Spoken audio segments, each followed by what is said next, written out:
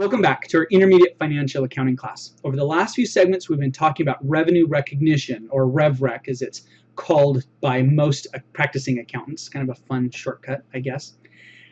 Because this is such an important topic, we spent a lot of time doing examples and walking through different discussions of how it works and why it works. We've done basic examples of both early recognition and standard recognition, where you recognize the revenue as you complete each obligation.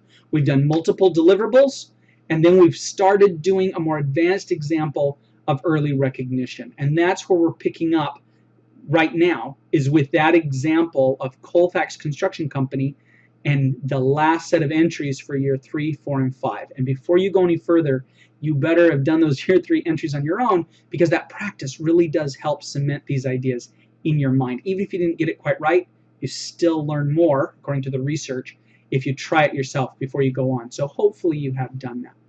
Assuming that you have, let's walk through year 3 together and see how your numbers look, and then we'll work through year 4 and 5 together. Let's jump right into the year 3 journal entries. Here's our first 4 steps. For step 1, again, it would have been a lot of different entries, but we don't have all the numbers, and we certainly don't have the time to do a full year's worth of entries. So we've just summarized it in one big entry for the $16.3 million that we've spent.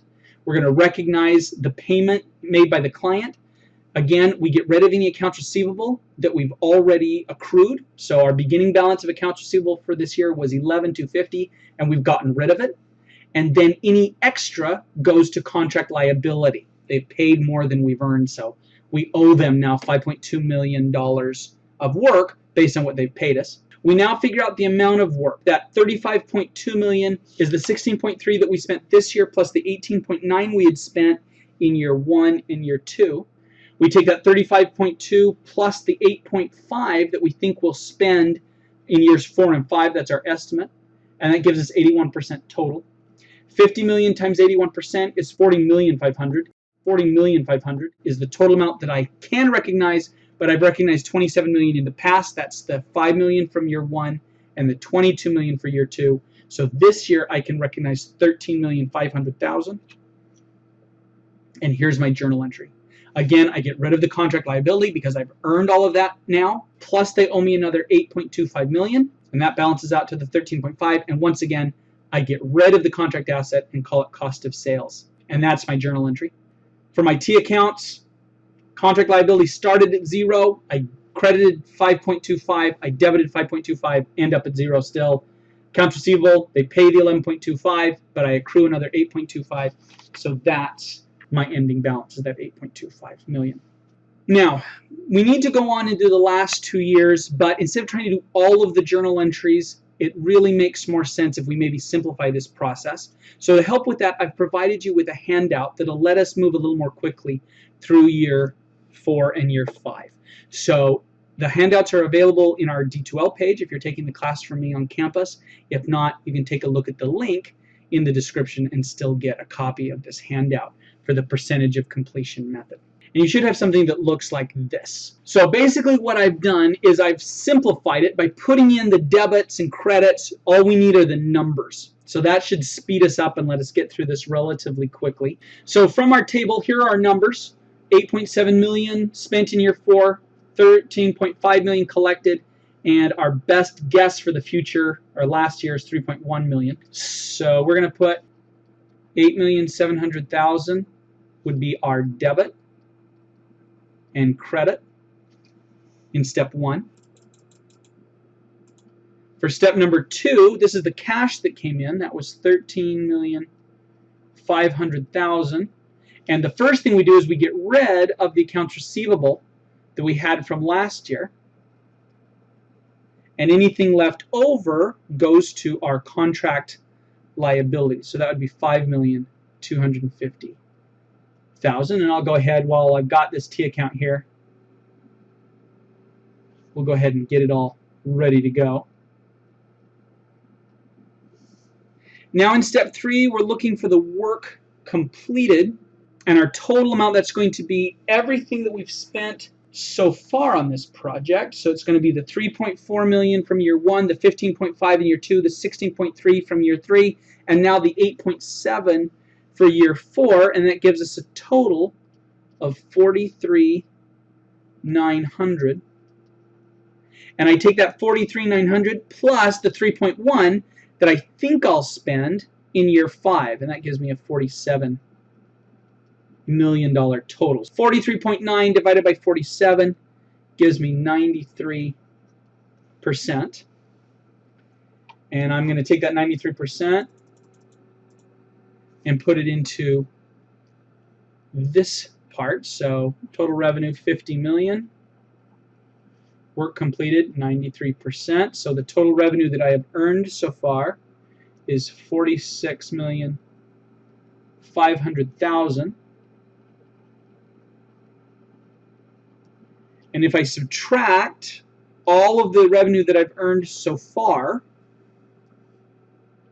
40,500,000, 5 million in year 1, 22 million in year 2, 13.5 million in year 3. We add all that up, that's that 40.5 million. So this year I can recognize $6 million. And now that I know that number, I can bring it right down and put it into my T accounts. So there's my revenue, 6 million. And let's see, contract liability, I get rid of all of my contract liability. You can see over here I've brought that T account down. So 5250, and that leaves 700,000 for accounts receivable. So again, we'll put this in here, 5250 and 750. And then my cost of sales, that equals the numbers from step 1. So that's my $8.7 million it will bring down. And I can't put an arrow in there, sorry.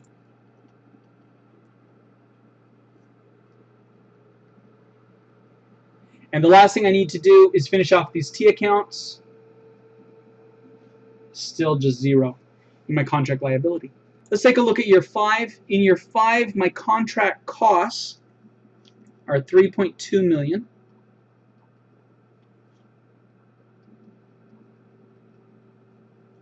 And I collected the last of the cash from the clients, so 4,250,000. That brings them up to the 50 million that they owe me. 750 of that was already in my accounts receivable, and the rest needs to go into my contract liability. That's 3,500,000. This goes to 0. This gets a $3.5 million balance. Now, by the time the job is done, I don't actually have to go through this part, but we will just for the sake of practice.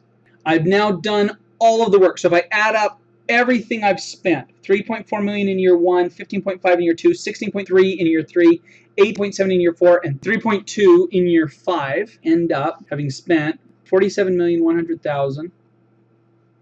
And I'm done. So that's the total amount. So I've earned 100% of my revenue.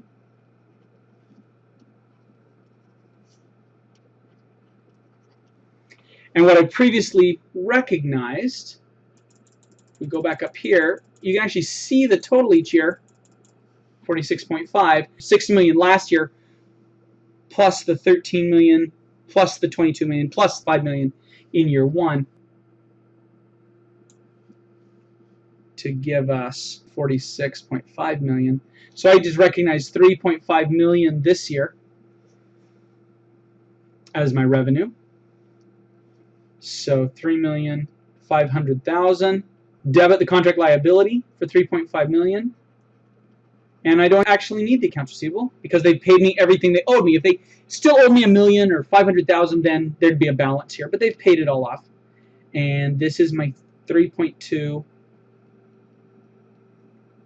million that I actually spent. If I look at my accounts receivable, that ends up at 0. Contract liability ends up in 0. And that's how it all comes together. The big issues that people have here is they forget to add up all the revenue they've recognized, and they try to just use what they recognized last year for this number. The other issue that people have is when they complete their percentage, they use the total spent this year instead of the total spent every year. and they forget to take the total spent plus that estimated cost to complete. That's the two things that mess people up, is this percentage and then that revenue previously recognized number. So make sure you're using all of the years, not just last year, for all of those numbers. Now we've got two other methods that we need to look at. Methods that we use when we don't know for sure how much work we've done, or we're not sure we're going to get paid everything we need to cover our costs. Still important parts of this process, and we'll talk about them next time. See you then. Thanks.